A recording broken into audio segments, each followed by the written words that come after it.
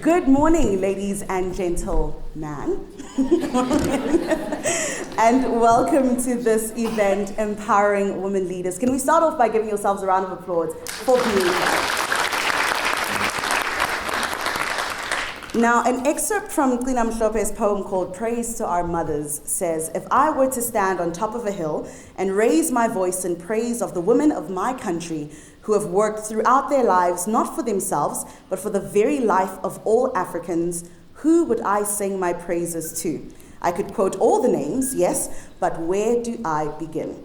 And that's exactly what we're going to do today. We are going to sing praises, we are going to learn, and we are going to empower women leaders. Good morning again, also to our deans and deputy deans who are present, to Prof. Derek de Jong, the director of the Albert Luthuli Leadership Institute, Prof. Margaret Chitiga Mabubu, who is the dean of the EMS faculty, sent her regrets that she could not be here.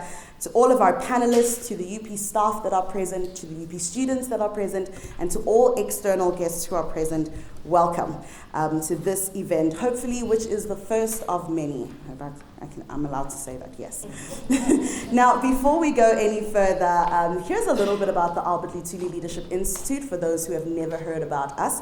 So the ALI is located in the Economic Management Sciences Department at the University of Pretoria with the vision to reimagine leadership. So our mission is to pursue education and societal engagement that reimagines leadership towards social, environmental, and economic justice. We offer a number of degree programs, 3 master's programs, as well as a PhD in leadership, all with the vision of addressing all of these challenges that we speak of, social, environmental, and economic. Now, today's event is going to talk about how women, especially women leaders, deal with that challenge, if I might say. I remember when I was speaking to my mom about this event, and I said the title would be Empowering Women Leaders. And she said, but isn't that a bit of an oxymoron because a woman leader is, in essence, already empowered? Then we had a little bit of a back and forth, a healthy African back and forth, as you would have with your mom. And I was expressing to her that not necessarily. We are in an age where we're definitely seeing more women leaders who are taking up the podium, taking up the baton, but there essentially is no training. It's just, here's a position that you've never held before. No one in your gender has held this position before, but we expect you to be brilliant at it and we expect you to do the job. So it is very intentional that today we are empowering women leaders.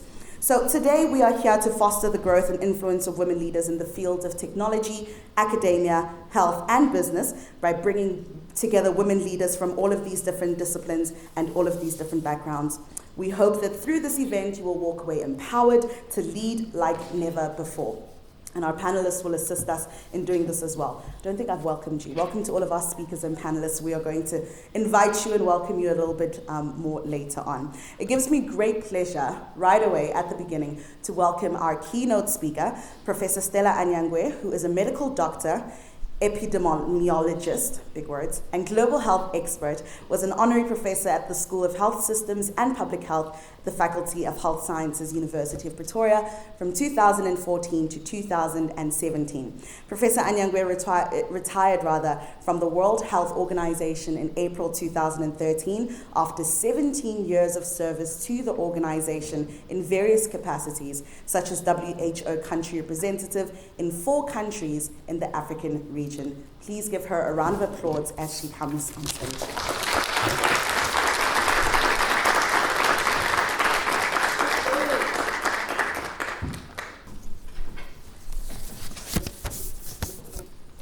Well, good morning to you all, and it's mostly ladies, but I thought I saw, yes, there's a gent. So when I'm talking to my daughters, I think I'm also talking to a son. And I can conveniently call you son and daughters because at 72 years of age, I think I'm the oldest person in this room. And I don't look bad for 72, I must say so myself.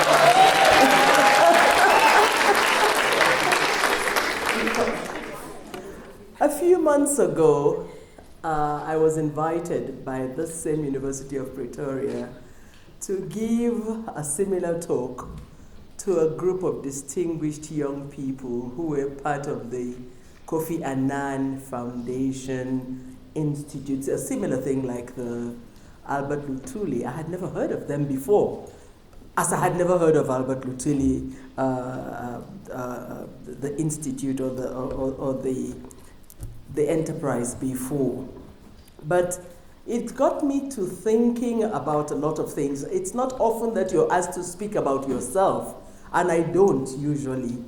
But putting my thoughts together, when they gave me a title, a letter to my sons and daughters, that group was a more diverse group. It was mixed mid-career people. Got me to thinking about quite a few things. And then I found out that, as if I had not known before, I had been quite privileged in my growing up and in my career, because from where I started, I would never have imagined that I would have ended where I ended. So let me tell you from the get-go, it's not the beginning that matters, it's the end that matters. Because at the end, nobody will know how poor you were in the beginning. Nobody would know how disadvantaged you are if at the end you've proven yourself. So that's the beginning of my story.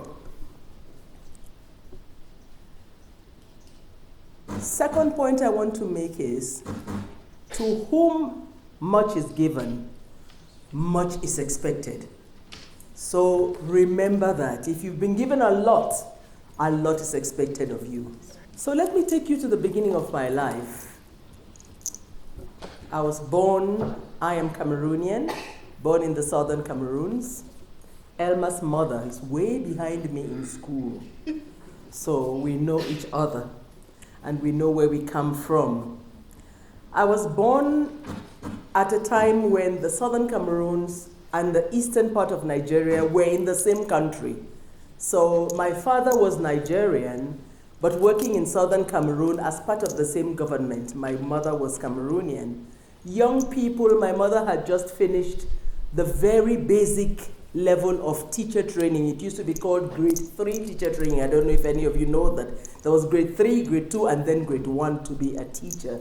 And in those days, there were no secondary schools for girls in my country. And my mother had to go to Nigeria to do this basic teacher training. Came back to our hometown in Boya. She was working. And she was one of the few educated girls around. And my father had been a young man. From secondary school, he was a Commonwealth athlete. And the police force in Nigeria recruited all the best athletes then. And he was sent to southern Cameroons to work.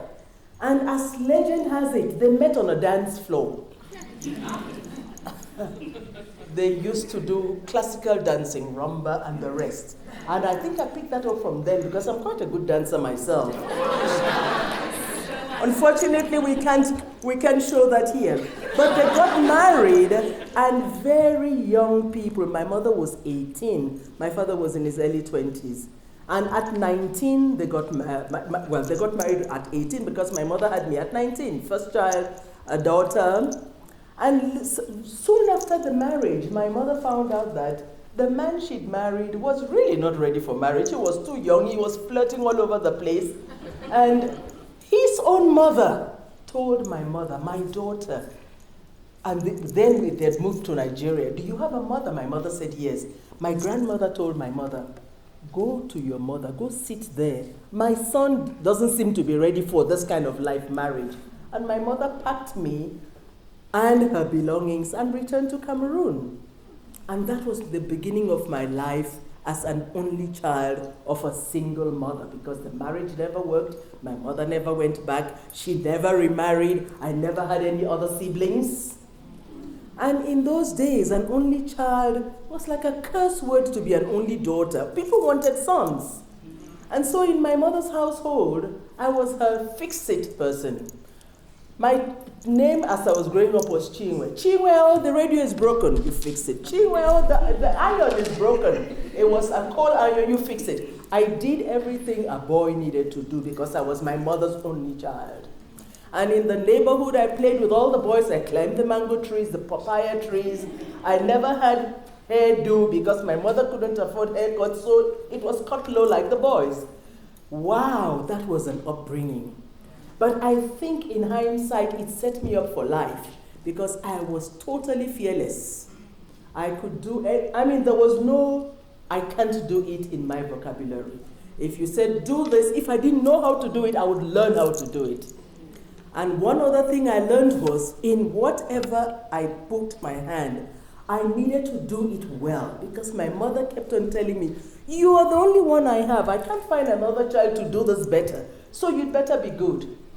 That stuck in my head. Through primary school, when kids were playing with toys that they had, I had not many.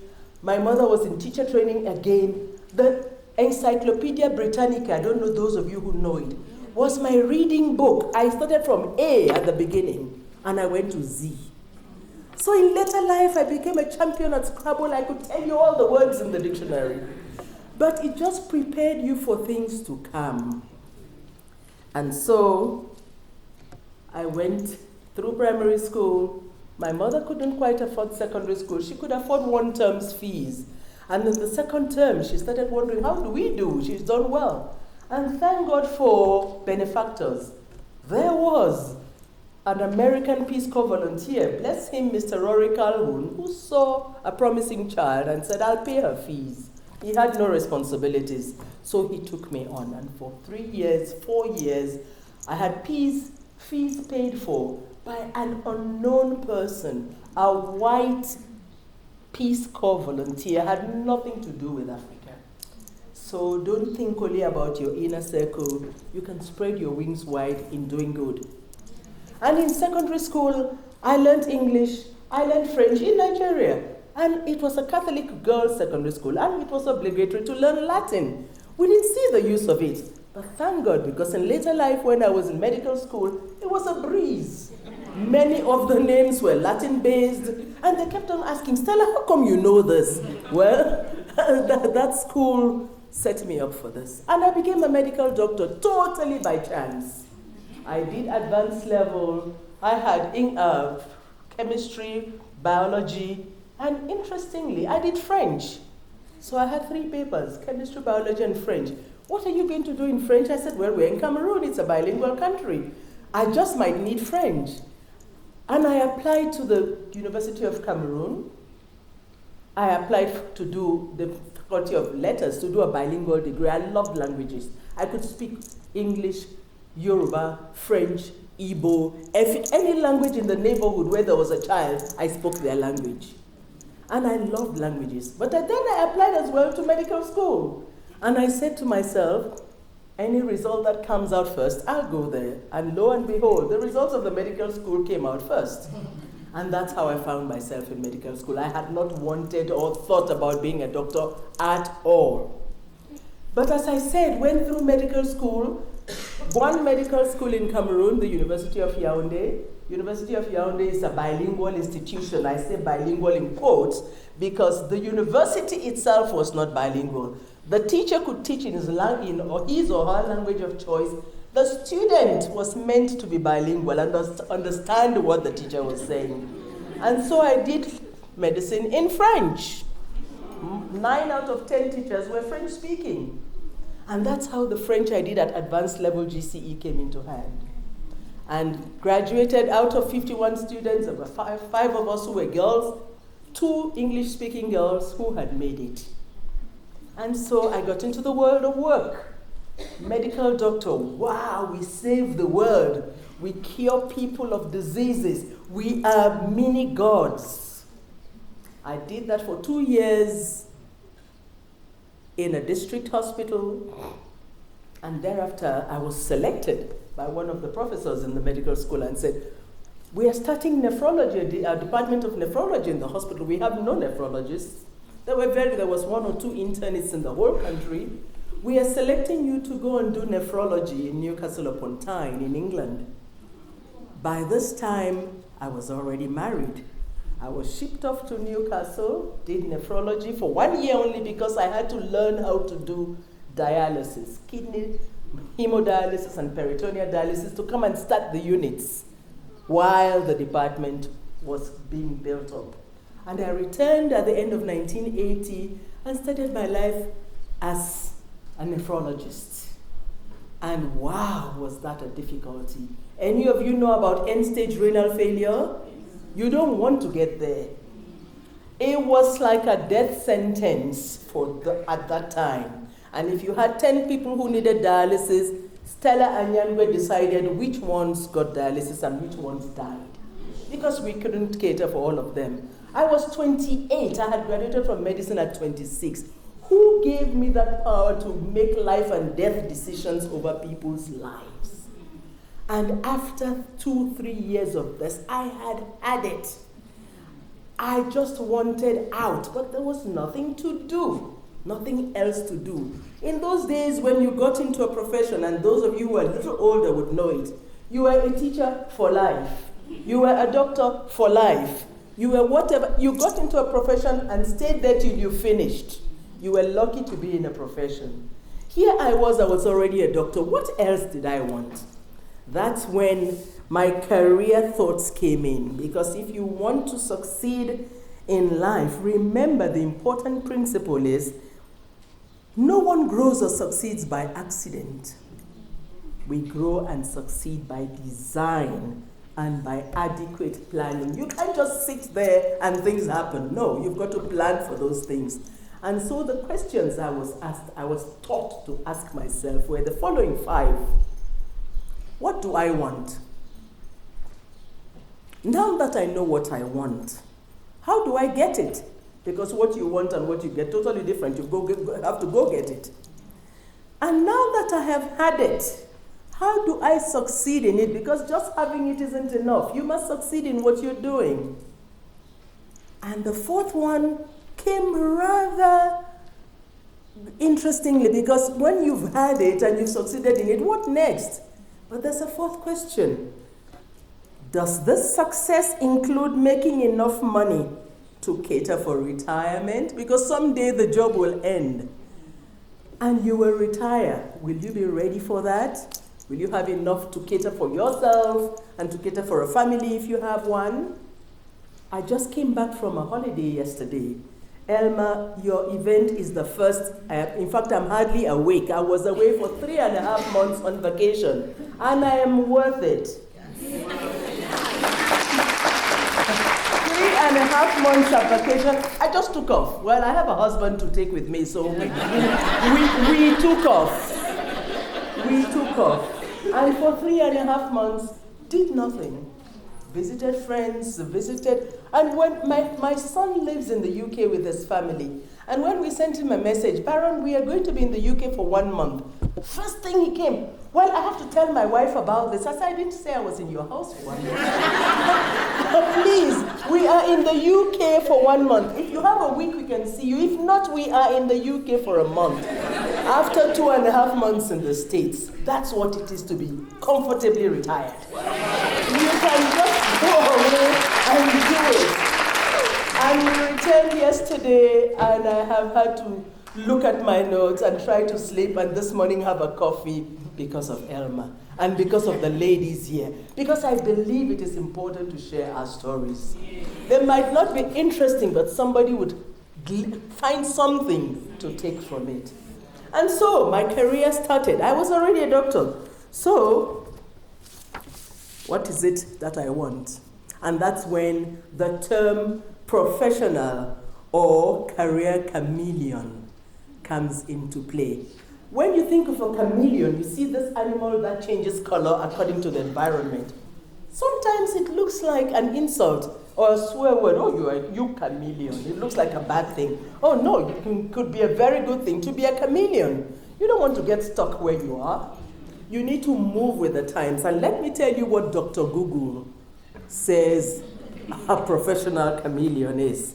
It says, a professional or career chameleon looks with an open mind at the rapid changes everywhere occurring in the world at work at that time, and then experiments with new ways of performing tasks, learns new skills, shifts gears completely, and motivates themselves and their team to adapt and to grow to remain successful. I mean, who doesn't want that? Do you want to be professional or career chameleons? Because I was without even knowing the term. And I tell you how. I tell you, I was a doctor stuck in renal disease, end stage, and I wanted out because by that time I was married, I had 2 children. I was perpetually on call 24/7, 365 days a year. Which young person wants that for a life? Nobody. And I said to myself, oh dear, how do I get out of this? Oh, what do I want? The first question. And I thought in my mind, I want a life where I could prevent instead of cure disease. End-stage renal failure, you're just trying to help those who are waiting to die. As an internist, people come to your rooms, they consult you, it's a disease, and you're trying to cure them. What if I prevented people from getting ill in the first place? In those days, public health was like, in my country, you were a doctor if you cured people. If you went into public health, a professor of mine said, public health c'est quoi? What is it? Because you're no longer a doctor. And because in my country, to be a doctor, you can charge a patient, take monies for things. In public health, there's nobody to take money from. You're talking to communities, you're talking to groups of people, or even to an individual, how to make their lives safe and better. And people thought it was a step down for me. Stella Anyangwe, you're quite brilliant. You're a wonderful nephrologist. Why don't you stay here? But the opportunity arose for me to shift gears. And the university wanted people to teach public health. In the university, in the School of Medicine, there was nobody.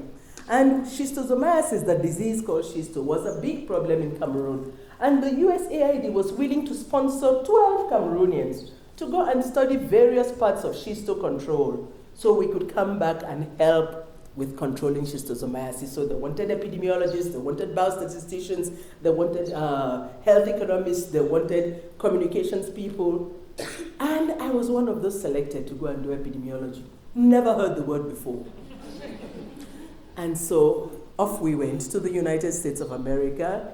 Tulane University, for those of you who have heard about it, it's one of the best schools of public health, if I may sing their praises, because I'm still wearing a PhD ring, got in 1990.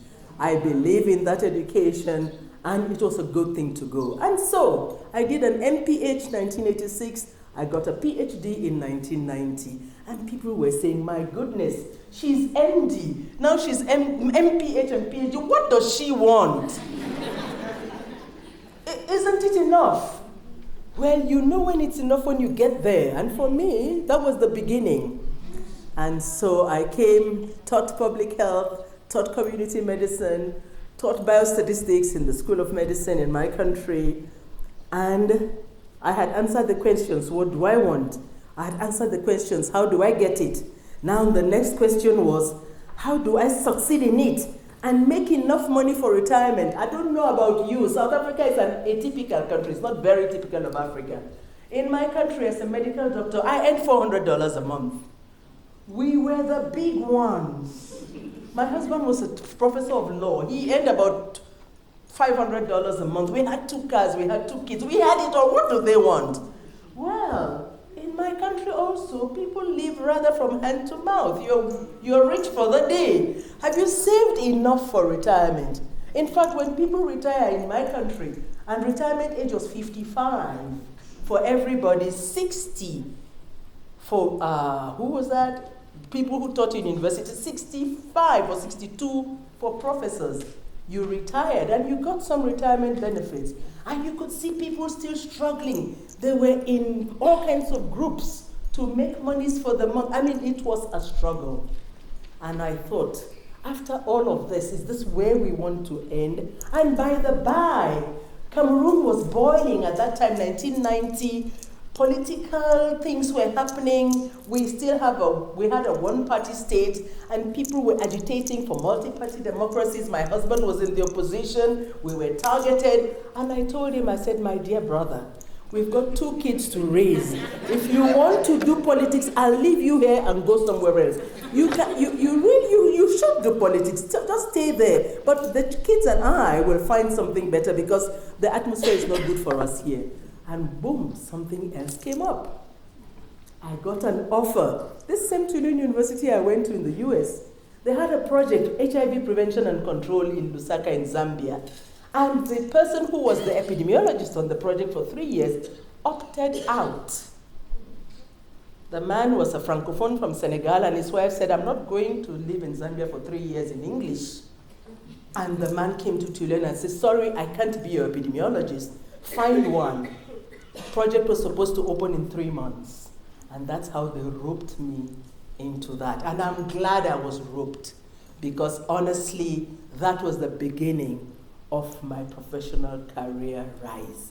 Living everything of certainty in Cameroon, moving to Zambia that I had never been to, starting work in HIV and AIDS where I had been groomed for schistosomiasis. I mean, it was, but you are an epidemiologist, you're not trained for one disease, you're trained for public health. And so I took off for Zambia. And in 3 years, that is what I did.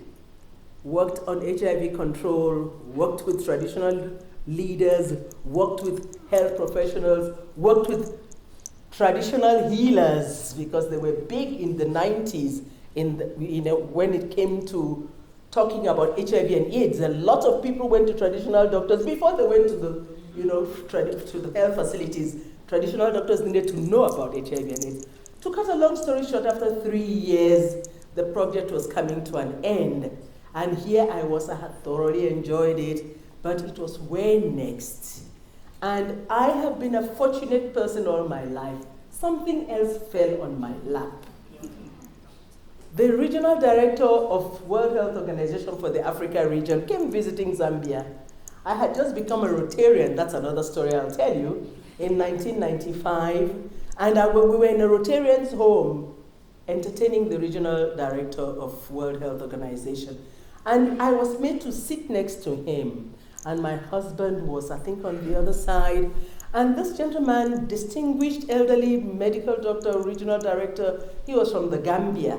And the conversation turned to women in Africa. Well, you know, women are not in very many high places because these are his words. Women really don't go, they don't have much education. Oh, dear Lord, he had tickled me. And I said, excuse me, sir. I don't know I didn't know him then. What is a regional director of WHO Afro? I said, I don't know which country you're from. But in my country, my mother, after all these years in primary education, went to the University of Denmark in Copenhagen and was the first Cameroonian woman to study nursery education, early childhood development. I said, I'm sitting right here. I'm an MD, MPH, and PhD, and nobody has offered me anything. How can you say African? And my husband was pinching me on the side.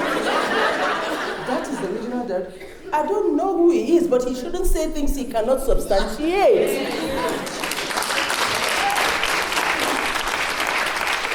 And the following morning, he was leaving, and our host, who was the WHO representative in Zambia, by the way, said, Stella, would you like to send a CV to WHO Afro? I said, what for? I'm not looking for a job. I'm still in the project, and it's not about to end. It will end in about 6-9 months. He said, no, just in case there's anything. I said, okay, there's no problem. And that morning, with the delegation of the WHO regional director, I sent a CV. And that was it. We went back to our lives. The Morehouse Project on HIV and AIDS ended on the 30th of September 1996. And on the 30th of September 1996, the WHO office sends me word. Please come to the WHO office in Lusaka. There is a fax for you, for those of you who still remember faxes. And I went there. And oh la la, it was a fax from the regional office of the WHO saying, you had said you would be available from the 30th of September 1996. Can you come for a 3-month short-term consultancy to Brazzaville, Congo? This is a Francophone country. The regional office is based there. And the professional chameleon said, why not? I'll take it. I'm free from today. And that's how I packed myself to Brazzaville, Congo, leaving husband and children in Lusaka, Zambia. And that was the beginning of a WHO career. I came for a 3-month consultancy. It was shifted to 6 months. Then it became a 1 year. And there was no job because I came to this place. There was no job I was coming to. When I got there, they said, go to HR. And I went to HR. I said, I've been recruited from a 3-month consultancy. Do you know what I'm supposed to be doing? They sent me to vaccine preventable diseases. That's where they want people. And I got there. And the man says, write your own terms of reference. For what? So they gave me an idea of what I was to do. And polio eradication had just started full swing. Bill and Melinda Gates were funding it, plenty of money. They wanted people to go to countries, write a manual for district micro-planning for immunization, large-scale immunization. And I'm pleased to say the manual I wrote in 1997 is the manual being used today. And so I started. I was in Brazzaville, and then there was a war in Congo, and they moved all of us to Harare, and we sat in Harare. And one good day again, somebody said, oh, they need a WHO representative in Seychelles. I said, where is the Seychelles? Somebody told me, and the interesting thing is the country Seychelles, then 60,000 people only, but it was a member of the United Nations, one country. It said whoever is coming as WHO rep must be an epidemiologist because we don't have one in our Ministry of Health. So that person will be epidemiologist for WHO and for Seychelles. And here I was, shifted off to Seychelles in the middle of the Indian Ocean. There was no university there. My husband couldn't come to teach. There was one secondary school or 2 secondary schools. My kids were in boarding school in Nairobi. And off I went as WHO liaison officer because then they were not worthy to be a full country office. And I was there for 3 years. And in the Seychelles, there was 1 maternal death a year, 12 measles cases a year. And I said, what am I doing here? I'm wasting my talent. So I wrote to the regional director, dear sir, the same one who recruited me. I said, I thank you for the position of WLO Seychelles, but I have an MD and a PhD, and there's 1 maternal death here and 12 measles cases. I think I'm not being properly used. Can you send me to some place where there's work? I know I love the sea and the sand, but I am tired of the sea and the sand. Please. And everybody said, you must be crazy, because the person I replaced, who was retiring, had done 13 years there. It was his first and last post in WHO, in the Seychelles. His wife was Italian. She loved to sit at the beach. I am alone here. And the regional director sent me a message. Dear Dr. Anyangwe, because you don't like the sea and the sand, we are sending you to where there's only sand. And so he packed me off to Mali as the WHO rep of Mali, one of the most impoverished countries in Africa, in the world then. I got there in 2001, and my 2 years there were the most fulfilling in my life. You could see what you were doing, the effects of what you were doing. There was disease, there was everything. You felt useful. You felt, as they would say in Zambia, I am used. You felt as if you were doing good. And I was there for 2 years, and I was called back to Zambia to be WHO rep, where I started. I was there for 4 years, and the Republic of South Africa finally agreed to have a WHO representative. They had had a WHO liaison officer for years, since '94, and a famous lady called Dr. Mantu Shabalala Nsimang, Minister of Health, said, I want somebody called Dr. Stella Anyangwe. I said, I don't know her from Adam. What does she want with me? But she hand-selected Stella Anyangwe to come and be the first WHO rep in South Africa. And I got here in 2007. And she made my life hell. She was a difficult person, everybody knew that. But I learned to work with her because I tell them and those who could hear, I can give as much as I can take. If she thinks this is hell, let her wait for me. By the time she was leaving, we were this close. At her death and funeral, I was the only stranger at her cremation. Yes. So it was a worthy experience. The 4 countries I had been WHO rep, I had had different kinds of experiences. I could write a book on each one of them. But what that had taught me was you can be anything if you put your mind to it. If you're given a task you don't know, say yes, then go learn about the task. Nobody will know you never knew it. Because if you're as good as they want you to be, who cares where you came from? You're good now. So after that, I want to give you considerations for a successful career life, because we all go through different paths. We do different things, but they're the same things we need to remember.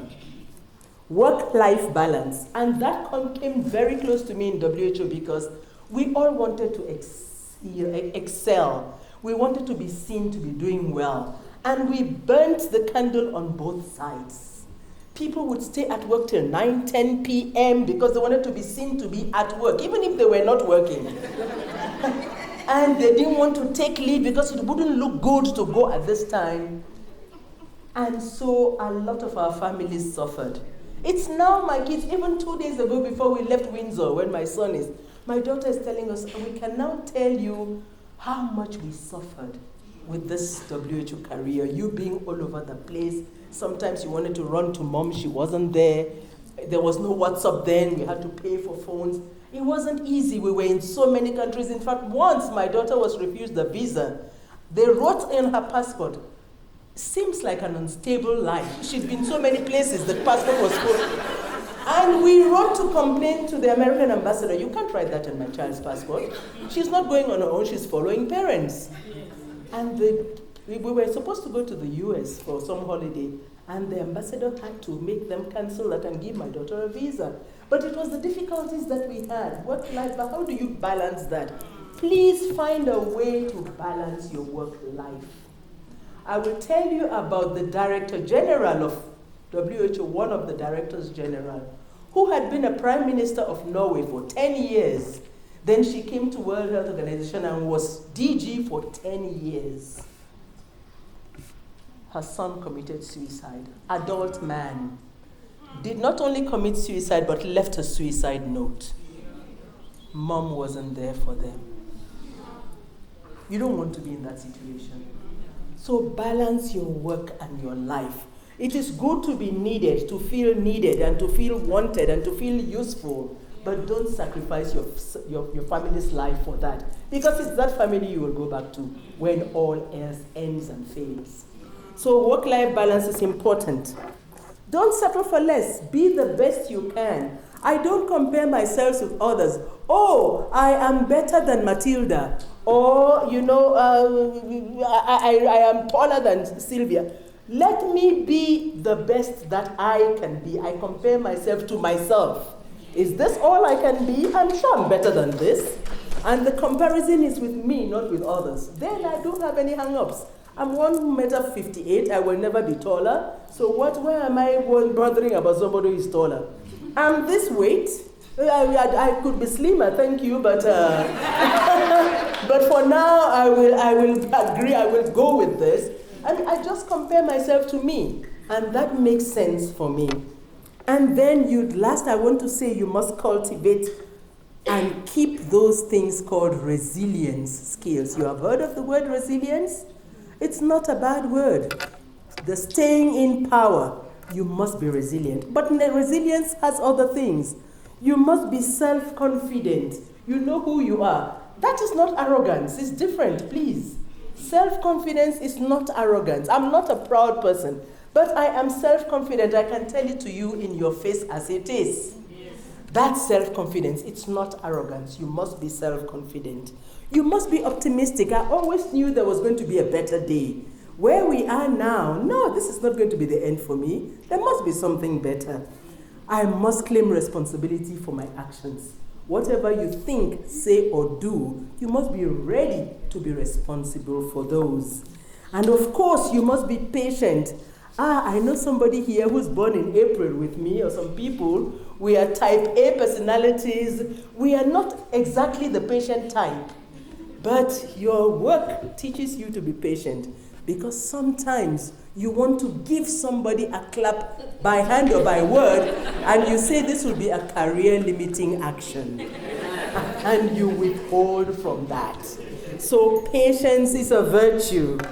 And of course, communication skills. I didn't always know how to speak, in front of people. You learn that gently. You learn that by doing a group of 5 people, a group of 10 people, a group of 1,000 people. Yeah, so what? I mean, you learn that. To know how to speak gives you an edge. And of course, you've got to be problem solving and all of that. I mean, all of that goes together. Finally, let your yes be yes and your no be no. Let them say, I know Stella cannot do this. Oh, Stella can. Oh, Stella will say this. I mean, this sounds very much like Stella. Let you be known for what you are. Don't be wishy-washy, sitting on a fence. I never sat on any fence. I'm either hot or cold. There's no mid ground there. Sometimes it's a virtue. Sometimes it's not so good, but that's what I am. And I think for 72 years it has worked. And I think I will continue in this path. Lastly, now, I think I've taken all my time. How do I give back after all of this has been given to me? I never applied for one job in my life, not one. I have got all that I got. Then I retired reasonably well. My one hope is that I can always travel business class. It's not working, but I might get there someday, because when a journey is 16 hours, you don't want to be in cattle class. But I'm sorry for those of us who travel economic class. Sometimes it can be quite tight. So thank God they put something called Premium Plus these days. It's economic class with a little leg room. So you can go there if you can't be in business. How do I give back? My giving back was by joining Rotary. I mean, how else do you give back? I wanted an organization where you could do good wherever you are. You don't need to be rich, but you can donate something. And so in Rotary, I was a Rotarian, ordinary, for years, until I retired. Then I became a club president. I became an assistant governor. And 2 years ago, wow, I became a district governor. I don't know whether you know Rotary. In a district, the district governor is the highest position. In 2021, when I became district governor, Rotary was celebrating 100 years in South Africa. South Africa was the first African country to have a Rotary Club in 1921. And in 2021, yours truly became the first Black African woman district governor in 100 years. So I gave back.